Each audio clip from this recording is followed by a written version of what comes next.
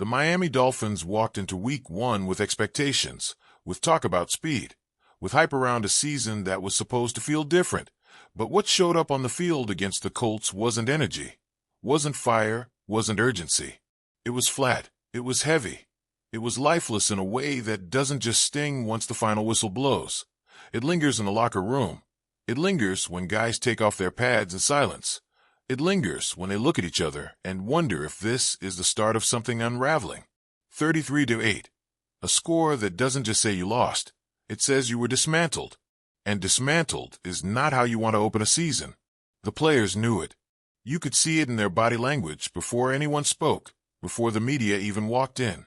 There was no fire, no edge, just that kind of haze where the mind keeps replaying mistakes, where the scoreboard isn't the only reminder. It's the look in a teammate's eyes that says, "We weren't ready." How do you shake that? How do you carry that into Week 2 without it poisoning everything? They didn't wait for coaches. They didn't wait for a film session to point out the obvious. They locked the doors, pushed everyone else out, and sat in that truth together. No distractions, no filters, no scripts. Just players staring across the room at one another, deciding if they're going to fight or fracture. A players-only meeting in Week 2. It almost sounds desperate, but desperation has a way of making people honest, and maybe honesty was exactly what they needed after being embarrassed the way they were. Jordan Brooks wasn't hiding from it. He stood up and said what a lot of others were thinking, but maybe didn't have the courage to voice. Losing like that makes you doubt. It's not just losing. It's the kind of loss that invites outside voices into your head. Fans talking, media talking, family talking, social media echoing all of it. And suddenly, the noise becomes louder than your own conviction. And when that happens, when belief starts slipping, you're not just battling opponents on Sunday. You're battling yourself every day of the week. Just stay locked in, Brooks said. But those words are heavier than they sound, because staying locked in doesn't mean ignoring what happened. It means owning it, feeling it, and still choosing to stand taller the next day. That's hard. That's the challenge. Because when a team gets blown out, everyone looks for blame. Coaches, quarterbacks, coordinators, stars who didn't deliver. And inside a locker room, that blame can start to spread like wildfire. That's what this meeting was about. Stopping the wildfire before it burns down everything. But here's the thing. Does one meeting actually fix anything? You can talk all you want. You can rally. You can shout about unity. But talk doesn't score points. Talk doesn't tackle. Talk doesn't protect your quarterback when the pocket collapses. So the real test isn't what they said in that room. It's whether those words translate when the Patriots line up across from them next week. And that's what makes this so fragile. Miami doesn't just face New England. They face the version of themselves that crumbled against Indianapolis. Which team shows up? The one that had swagger all offseason, or the one that looked lost when the Colts punched them in the mouth? You don't need a coach to tell you how quickly seasons spiral. Lose one, you shake it off. Lose two. Now you're looking at the schedule and wondering where the wins are coming from. And for Miami, there's no soft patch ahead. After New England comes Buffalo, a team that has owned them for years, a team that takes joy in reminding the Dolphins where the real power sits in the division. And then the Jets, not the same Jets of old, but a team that suddenly looks alive with Justin Fields adding chaos to their offense. That's 3 weeks where the season could slip away before it even finds its footing.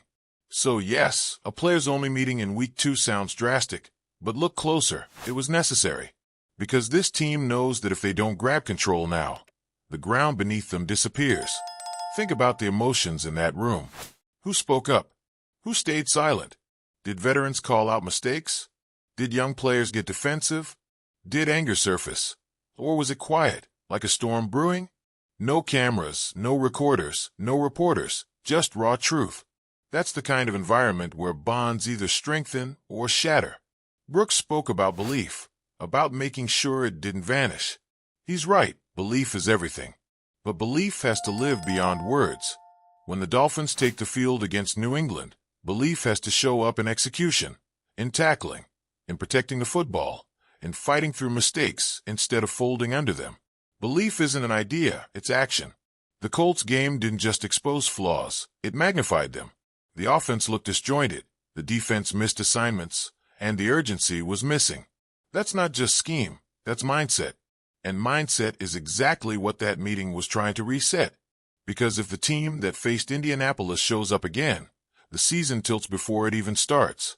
The Patriots may not be the dynasty they once were, but let's not fool ourselves.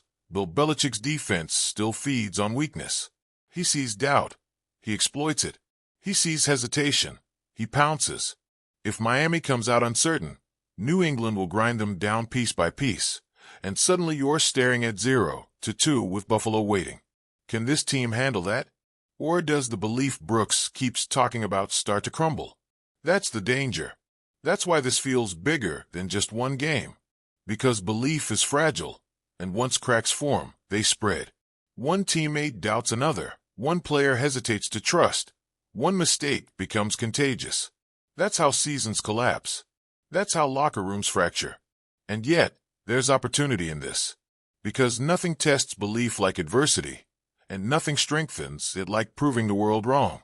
If the Dolphins walk into Foxborough and punch back, if they play with edge, with fight, with urgency, then suddenly the narrative flips. Suddenly, the loss to Indianapolis becomes a wake-up call instead of a warning sign. But if they stumble again, if the offense sputters, if the defense bends, if mistakes pile up, then all the words in that players' only meeting won't mean anything. Then you start hearing questions louder than ever. Is this team really built to contend? Or was it all off-season talk? That's why Brooks kept emphasizing it. Belief can't vanish. Because when belief goes, everything else follows. And right now, that's the battle the Dolphins are in. Not against the Patriots, not against Buffalo, not even against the Jets. They're fighting against the doubt that creeps in when a team gets punched hard and has to decide whether to get back up. So, which version of Miami shows up in Week 2? The one that folds, or the one that fights? Which voice will be louder? The noise from outside, or the belief inside? That's the real story, and it's one that won't be answered by words in a meeting. It'll be answered by how this team responds when the whistle blows again.